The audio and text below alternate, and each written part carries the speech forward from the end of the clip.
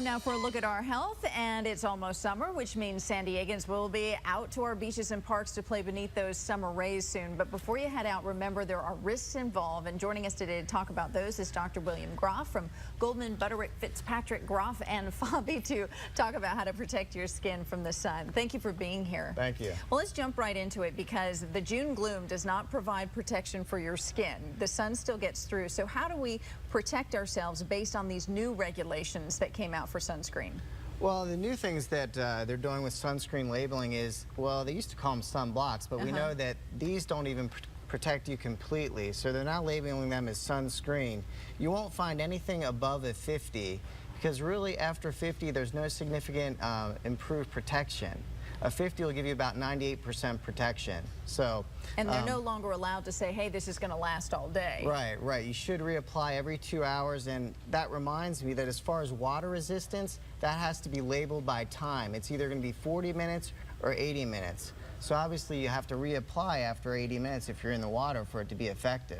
So hopefully this year, thanks to these new regulations, it spells it out for us and we won't get burned as much. But there's also the option of protective clothing, and Dr. Groff was kind enough to bring in the two cutest models I've ever seen. We've got Jenna, who's 6, and her little sister, Piper, who's 3. And tell us about the protective clothing, because is that monitored as well or regulated in any way? Absolutely, and the clothing they're wearing are a SPF 50. So again, it's that maximum that you can have, but it makes sense to put sunblock on them before you put the clothing on for added protection.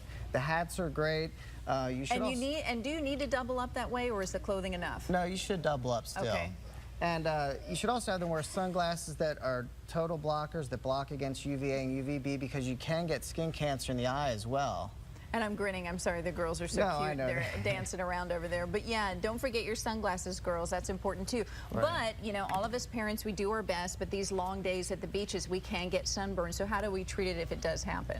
Well, if it does happen, the best thing to do is obviously, of course, get out of the sun. If you can't get out of the sun, you need to apply sunblock. But when you're showering, take a cool shower. That will help cool the body down. You can take an anti-inflammatory like Motrin or aspirin. That again will help bring down some of the redness and some of the stinging and burning from the sunburn itself. And for cosmetic purposes, a lot of us like to look tan. You actually brought an alternative for some of the things that are out. There's a product which I like and I use actually. It's called Tahitian Tan Mist, and you simply just spray it on your body, wherever the face. It can go in the hands, on the legs, you know, wherever on the body. And it just takes a few minutes, and I think it looks very natural. I have it on my face right now, and I think it just gives a little bit of color.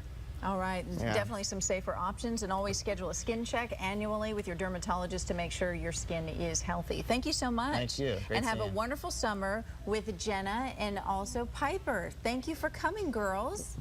You look awfully cute. Okay, Lauren, I'm going to go chat with them. All right, thanks, Kathleen.